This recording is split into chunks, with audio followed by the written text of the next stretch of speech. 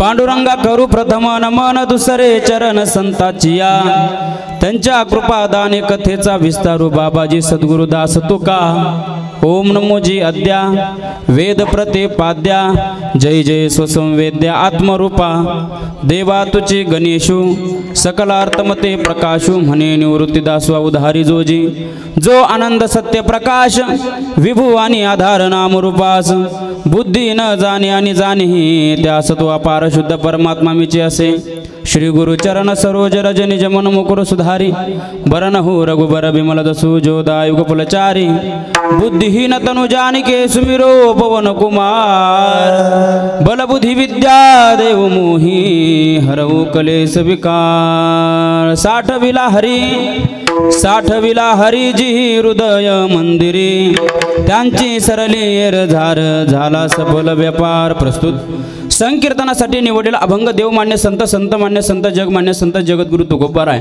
मंबाजी भावाने जगद्गुरु तुकोबारायांना मारलं तुकोबाराय पुन्हा मंबाजी भावाच्या घरी गेले मंबाजी भाऊला म्हणू लागले मंबाजी भावा अहो चला कीर्तनाला तुम्ही मला सकाळी मारला त्याच्यामुळे तुमचे हातपाय दुखत असतील चेपून देऊ का एवढं वैराग्य संपन्न असलेले साधू म्हणजे माझे जगद्गुरु तुकोबाराय आणि त्या तुकोबारायांचा अभंग या सेवेसाठी निवडला आहे विठाला विठाला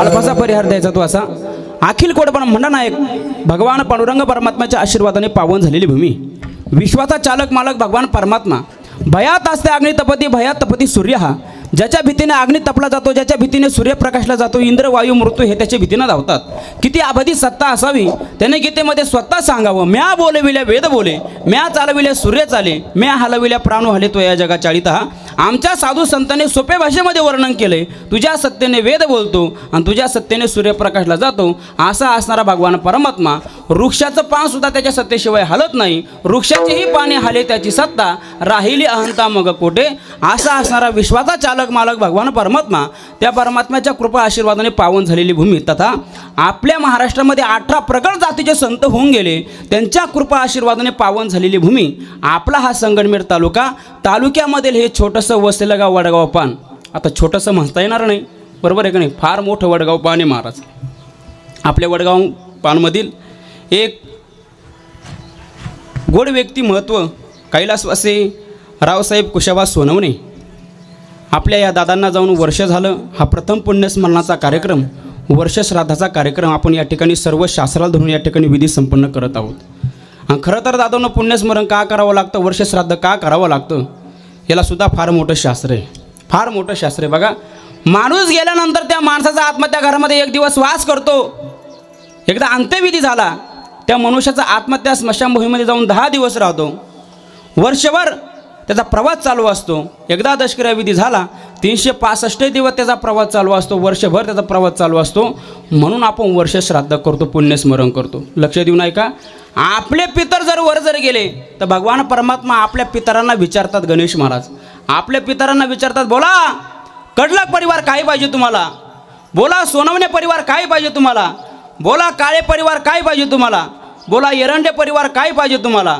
बोला नवले परिवार काय पाहिजे तुम्हाला आता यांचेच नावं काय घेतले येवळखीचे म्हणून घेतले बरं नाही तर तुमचे घेतले असते ऐका भगवान परमात्मा विचारतात बोला काय पाहिजे तुम्हाला त्यावेळेस आपले पितर सांगतात देवा आमच्या कुळामध्ये एक सदाचारी मुलगा जन्माला यावा एक वारकरी मुलगा जन्माला यावा विश्वनाथ महाराज ओ असा मुलगा जन्माला यावा असा नव्हे असा मुलगा जन्माला यावा वारकरी मुलगा जन्माला यावा आणि आपण जर त्यांचा विधी जर केला आपल्या पितरांचा विधी जर केला तर आपले पितर आपल्याला आशीर्वाद देतात म्हणजे आपल्यावर संतुष्ट होतात तुकोबारायांचे शब्द आहेत बघा तुकोबाराय बोलतात तुका म्हणे पितृ आशीर्वाद देती कल्याण इच्छिती भावे तया कल्याण इच्छिती भावे तया कल्याण इच्छिती भावे तया कल्याण इच्छिती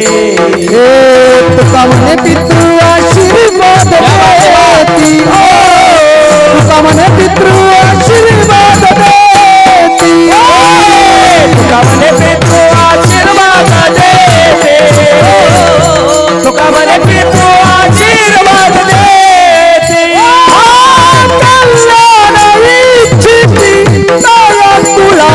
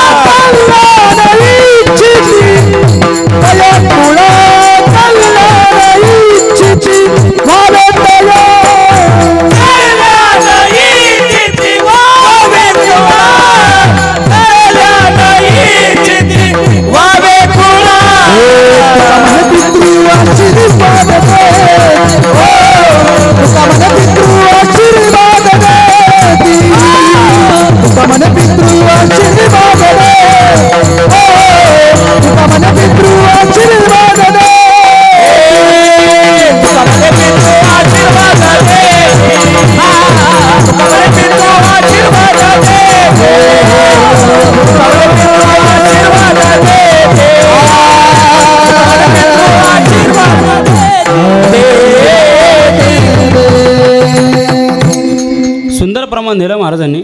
तुका म्हणे पितृ आशीर्वाद आशीर्वाद देतात, आपल्यावर संतुष्ट होतात. म्हणून सर्व शास्त्राला धरून या ठिकाणी विधी संपन्न होतोय. माऊली ज्ञानोबरांची ज्ञानेश्वरी तुकोबाराचा गाथा 4 वेद 6 शास्त्र 18 पुराण सर्व शास्त्राला धरून या ठिकाणी आपण विधी संपन्न होतोय. या ठिकाणी आपण विधी संपन्न करत आहोत. निश्चित आपल्या दादांना मोक्ष प्राप्त झाल्याशिवाय राहणार नाही. त्यांच्या पाठीमागील दुःखांकित परिवार आहे, शोकांकित परिवार आहे. त्यांच्या डोक्यावर दुःखाचा डोंगर कोसळला असे असणारे श्री कुशाबा कचू सोनवणे वडील, अशोक कुशाबा सोनवणे भाऊ, पूनम सोमनाथ मेढे मुलगी, पुष्पा रावसाहेब सोनवणे मुलगी, गीतांजली अक्षय दौंडे पुतणी, सोमनाथ लक्ष्मण सोनवणे पुतणे, नानासाहेब केशव सोनवणे भाऊ, नंदा रावसाहेब सोनवणे पत्नी, सोमनाथ दादा भाऊ मेढे जावई, पूजा रावसाहेब सोनवणे मुलगी, अक्षय भागीनाथ दौंडे जावई, भाऊसाहेब कारभारी सोनवणे पुतणी. त्यांच्या पाठीमागील शोकाकुल परिवार आहे, दुःखांकित परिवार आहे. त्यांच्या डोक्यावर दुःख कोसळलं आहे. मी भगवान परमात्म्याला एक प्रार्थना करतो, ही दुःख पचवण्याची ताकद यांच्या परिवाराला प्राप्त व्हावी ही भगवंताच्या चरणी प्रार्थना करतो. कारण दुःख हे आपल्या नशिबाने येत असतं, दुःख हे आपल्या कर्माने येत असतं. बघा, पावसाळ्यामध्ये पाऊस जास्त पडला, आपण पावसाला हात घालू शकत नाही, पावसापासून बचाव करू शकतो. थंडीमध्ये थंडी जास्त पडली, आपण थंडीला हात घालू शकत नाही, थंडीपासून बचाव करू शकतो. उन्हाळ्यामध्ये ऊन जास्त पडलं, आपण उन्हाला हात घालू शकत नाही, सावलीचा आश्रय घेऊ शकतो. एकदा जीवनामध्ये दुःख प्राप्त झालं, आपण दुःखाला हात घालू शकत नाही. कारण दुःख हे आपल्या प्रारब्धाने येत असतं, दुःख हे आपल्या नशिबाने येत असतं आणि दुःख हे आपल्या कर्माने येत असतं. म्हणून या परिवारावर दुःखाचा डोंगर कोसळला आहे. दादा आपल्यातून निघून गेले. खरं तर दादांनो, हा सृष्टीचा नियम आहे, निसर्गाचा नियम आहे, जगाचा नियम आहे. ज्याची उत्पत्ती झाली त्याचा नाश निश्चित आहे आणि ज्याचा नाश झाला त्याची उत्पत्ती निश्चित आहे. उपजेते नाशे नाशील ते पुनरपी दिसे, हे घटिका यंत्र जैसे परिभ्रमेगा. प्रत्येकाला जावं लागतं, प्रत्येकाला मरावं लागतं. मी जाऊ नये, मी सत्तावान असावं, मी जिवंत असावं, मी अमर असावं असं प्रत्येकाला वाटतं. पण एकदा विद्यार्थ्याने आपल्या कपाळावर काळ लिहिला, त्याच्यामध्ये कुणीही बदल करू शकत नाही. नाथ महाराज फार गोड वर्णन करतात. घडी घडी काळ वाट याची पाहे, अजून किती आहे अवकाश. मरण कोणालाच नको महाराज. माहिती म्हणून तुम्हाला वाटतं का मी जावा म्हणजे घरी कीर्तन सुटलं, तुमच्या घरी नाही, वरवर गोईंग टू एमपुरी वाटतं का? नाही ना महाराज. माऊली ज्ञानोबराय बोलतात, मरण लांब राहिलं बाबा. मर शब्दसुद्धा माणसाला आवडत नाही. आगा मर हा बोलणं सहाती आणि मेलियावरी रडती. माणसाला मर शब्दसुद्धा आवडत नाही. एखादा मुलगा जर घराच्या बाहेर जर चालला रागे तर आई विचारते, बाळा कुठं चाललास? तो रागाने म्हणतो, चाललो मरायला. आई लगेच त्याच्या तोंडावर हात ठेवते, बाळा सांगू नको, पण अशा प्रकारचा अशुभ बोलू नको. म्हणजे मर हा शब्द अशुभ मानला जातो. म्हणजे मरणसुद्धा लांब राहिलं. कोणालाच मरण आपल्याला प्राप्त व्हावं असं कोणाला वाटत नाही. पण एकदा विधात्याने आपल्या कपाळावर काळ लिहिला, त्याच्यामध्ये कुणीही बदल करू शकत नाही. सृष्टीचा नियम आहे, जगाचा नियम आहे, या निसर्गाचा नियम आहे. ज्याची उत्पत्ती झाली त्याचा नाश निश्चित आहे आणि ज्याचा नाश झाला त्याची उत्पत्ती निश्चित आहे. विठ्ठला विठ्ठला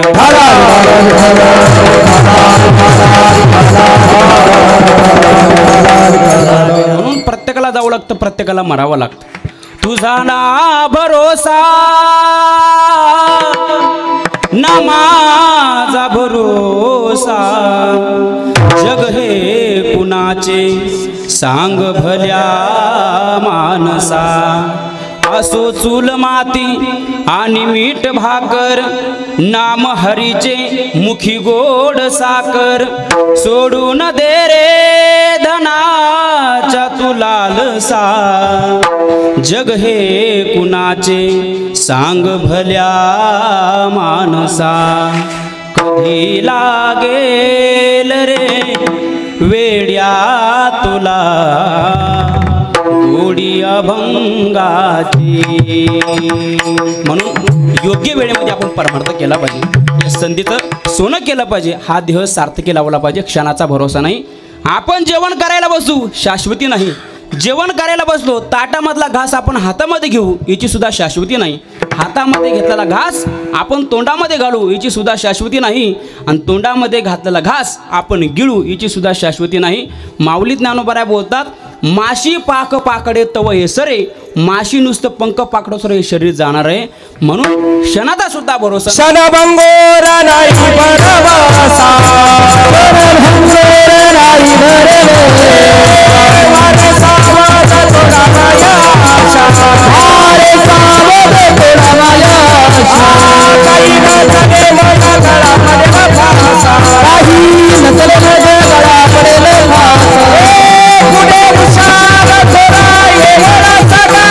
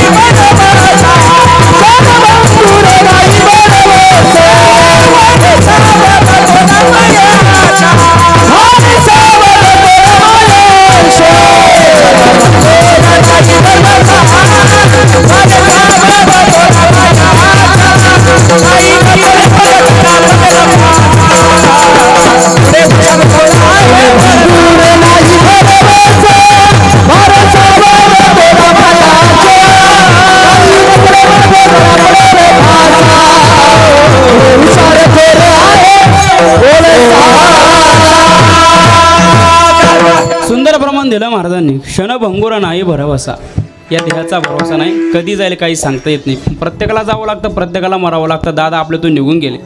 ही सेवा मला ज्यांच्याकडून प्राप्त झाली अशी असणारे संतोष महाराज, त्यांनी मला सांगितलं, इतका सुंदर स्वभाव होता, इतका सुंदर स्वभाव होता, कोणासोबत भांडणसुद्धा नाही, तंडणसुद्धा नाही. कारण काही काहींची पद्धत अशी, भांडण केल्याशिवाय त्यांची सुरुवातच होत नाही महाराज. इतका सुंदर स्वभाव होता, पण दादा आपल्यातून निघून गेले. खरं तर माणसाने असं जीवन जगलं पाहिजे. अरे जावं तर प्रत्येकाला लागतं, पण गेल्यानंतर चार चौघांच्या डोळ्यामध्ये पाणी आलं पाहिजे. बरोबर आहे का नाही?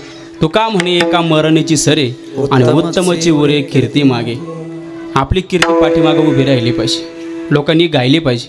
माऊली ज्ञानोबाराय निघून गेले, जगद्गुरु तुकोबाराय निघून गेले, पण त्यांची कीर्ती बघा चराचरामध्ये महाराज उभा गेले. दिगंबर ईश्वर विभूती, गेले दिगंबर ईश्वर विभूती, राहिला त्या कीर्ती जगमा, हो राहिला त्या कीर्ती जगमा.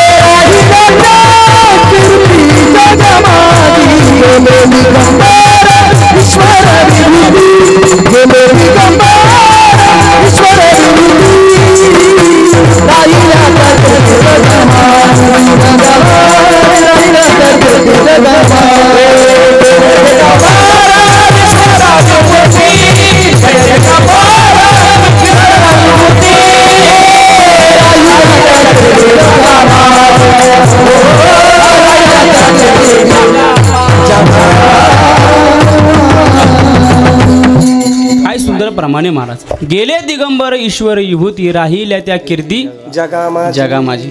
पाठीमागं आपली कीर्ती उरली पाहिजे महाराज. असं जीवन जगलं पाहिजे. आणि हे जीवन आपल्या दादांचं होतं, म्हणून मला या ठिकाणी एवढा समाज जमला आहे. बघा ना, खरं प्रत्येकाला जावं लागतं, प्रत्येकाला मरावं लागतं. या श्रद्धांजलीसाठी आपण या ठिकाणी सर्वजण जमा झालो.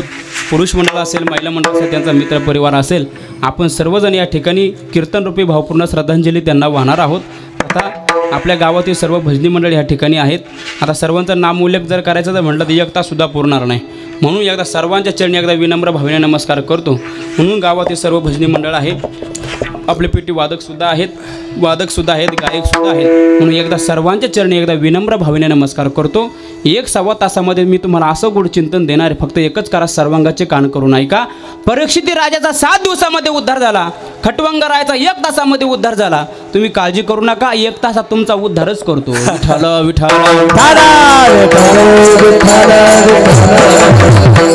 निवडलेला अभंग जगद्गुरु तुकोबारायांचा आहे. फार सुंदर अभंग आहे आणि 4 चरणाचा अभंग आहे. या अभंगामध्ये जगद्गुरु तुकोबाराय साधू संतांचं वर्णन करतात. लक्ष देऊन ऐका बरं. या अभंगामध्ये जगद्गुरु तुकोबाराय साधू संतांचं वर्णन करतात.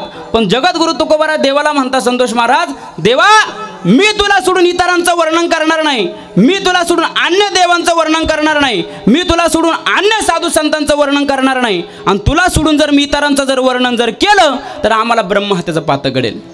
आणि कांची स्तुती आम्हा ब्रह्महत्या, आणि कांची स्तुती आम्हा ब्रह्महत्या,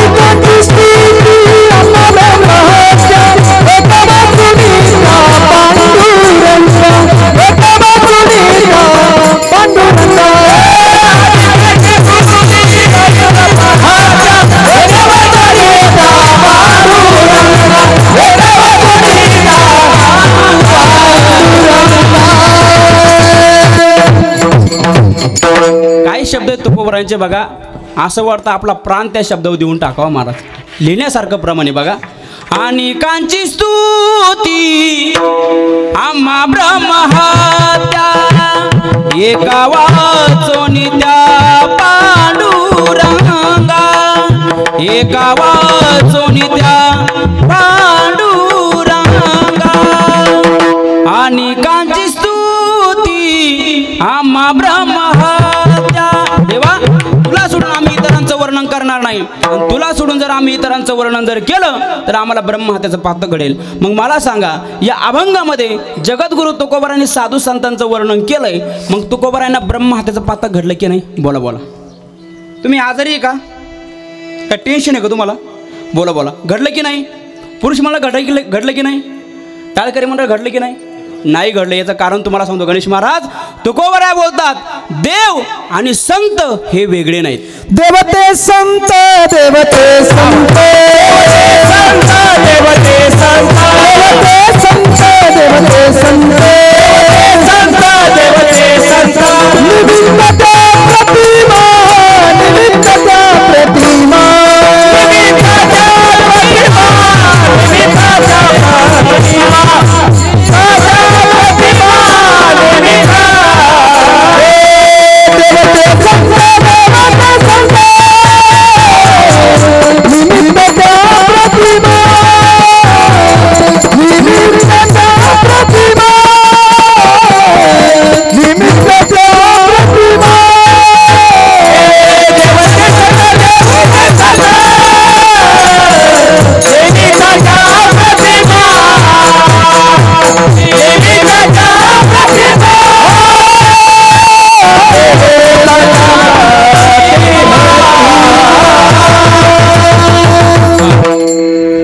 प्रमाण दिलं महाराजांनी, गोळीसारखंच प्रमाण दिलं महाराज. असे गायक पाहिजे महाराज, तंतोतंत सुंदर प्रमाण दिलं महाराजांनी.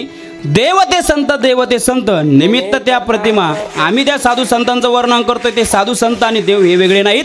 त्यांचं स्वरूप वेगळं आहे, त्यांची प्रतिमा वेगळी आहे, पण देव आणि संत हे वेगळे नाहीत. बर, एका साधकाने तुकोबारायांना प्रश्न केला, महाराज आम्हाला पटलं तुम्ही साधू संतांचं वर्णन करता, पण साधू संतांचं वर्णन केल्याने फायदा काय? तर त्याचे 4 फायदे गणेश महाराज तुकोबारायांनी सांगितले.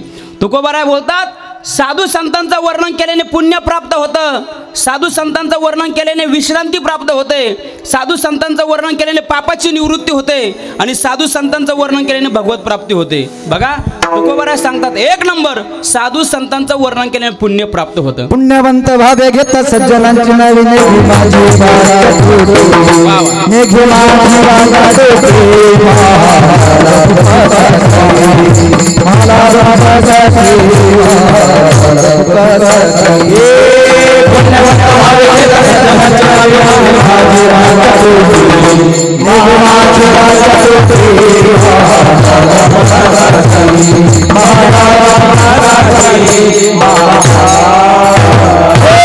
विश्रांती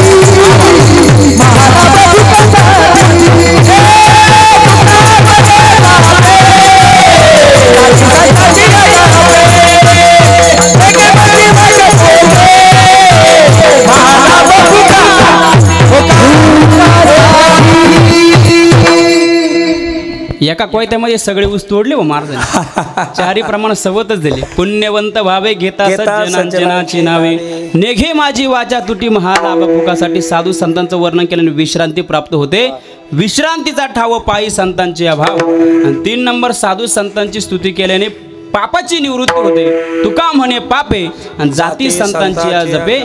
4 नंबर साधू संतांचं वर्णन केल्याने भगवत प्राप्ती होते. बघा जगद्गुरु तुकोबारांनी भगवंताच्या भेटीसाठी जे आंदोलन केलं, जो अट्टहास केला, जो सोच केला, पण जगद्गुरु तुकोबारांच्या अगोदर भगवत जर प्राप्ती जर कोणाला झाली असेल तर जिजाबाईला झाली. बघा जगद्गुरु तुकोबारा भंडारा डोंगर भगवंताचे चिंतन करण्यासाठी गेले होते. जिजाबाईने 2 भाकरीची शिदोरी बांधली आणि आपल्या मालकाकडे निघाल्या, पण आपले मालक गेले कुठं हे जिजाबाईला माहीत नव्हतं. म्हणून जिजाबाई लोकांना विचारू लागल्या, का हो माझे मालक बघितले का, माझे मालक बघितले का? लोकांनी सांगितलं तुमचे मालक भंडारा डोंगरावर गेले. जिजाबाईंनी भंडारा डोंगराची वाट धरली, पण पुढे एक काटा पडलेला होता, एक काटा रस्त्यामध्ये पडलेला होता. जिजाबाईचा पाय त्या काट्यावर पडला. जसा पाय तसा काटा काट्यावर पाय पडला, जसा काटा भरला तर वरूनच निघाला. जिजाबाई धडकन खाली पडल्या, पाय घेतला हातामध्ये, ढसा रडू लागल्या. पाय दुखत होता. आता ही काळजी भगवान परमात्म्याने विटेवरून खाली उडी मारली. एका म्हाताऱ्याचं रूप घेतलं आणि जिजाबाई जवळ आला. ताई काय झालं? माझ्या पायामध्ये काटा भरला, हा काटा मी काढू का? जिजाबाई म्हणल्या तुम्हाला काटा काढता येतो का? भगवंत म्हणले मी काय तुझा काटा काय, मी अख्ख्या जगाचा काटा काढतो. 2 वर्ष अख्खं जग मी स्थिर केलं होतं, तुझा काटा किरकोळ आहे. भगवंताने जिजाबाईचा पाय घेतला आणि अलगद काटा काढला आणि हाता पायावरून हात फिरवला. अख्खं दुखणंच बंद झालं, अख्खं दुखणं बंद झालं. जिजाबाई म्हटल्या बाबा तुमच्या हातामध्ये किती जादू आहे, माझा पाय दुखत होता, तुम्ही या पायावरून हात फिरवला तर अख्खं दुखणं बंद झालं. तुमचं नाव काय?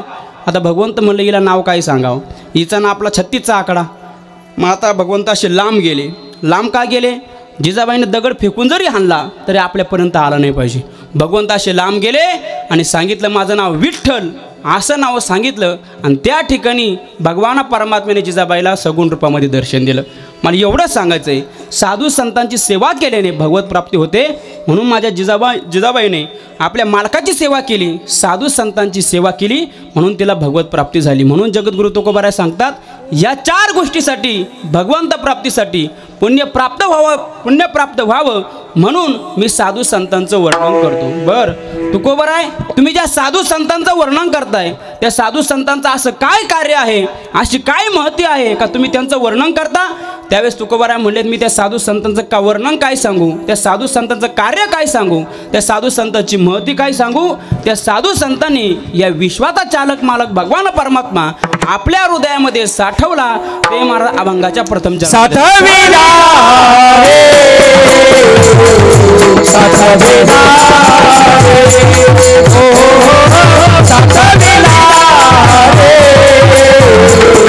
साठविला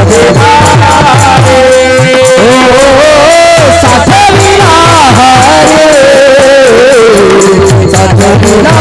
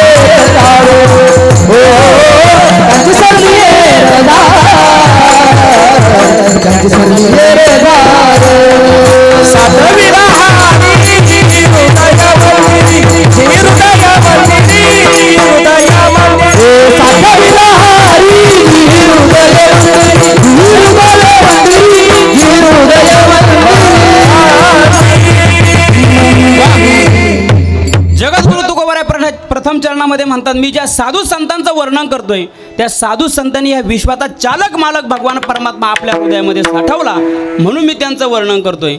बाबा एक पंडित तुकोबारायांकडे आला. निलेश महाराज म्हणू लागला महाराज तुम्हाला काही शास्त्र शुस्त्र काही माहीत आहे का नाही, थोडासा अभ्यास करावा. एकच टिपम बसतो सगळीकडे तेच सांगतो, वर्ष श्राद्धाला तेच सांगतो, वास्तुशांतीला तेच सांगतो, दहाव्यात तेच सांगतो. असा पंडित तुकोबारायांना म्हटला. ऐका पंडित म्हटला महाराज शास्त्र असं वर्णन करताय वर्णन कोणी कोणाचे करू नये. भाषितकार सांगतात विद्वान एव विजानाती विद्वज्जन परिश्रमम नाही वंध्या विजानाती गुरुवी प्रसव वेदनात. विद्वानाने विद्वानाचंच वर्णन करावं, सामर्थ्याने सामर्थ्याचंच वर्णन करावं, कुणीही कोणाचं वर्णन करू नये. सुभाषितकारने फार गोड उदाहरण दिलं.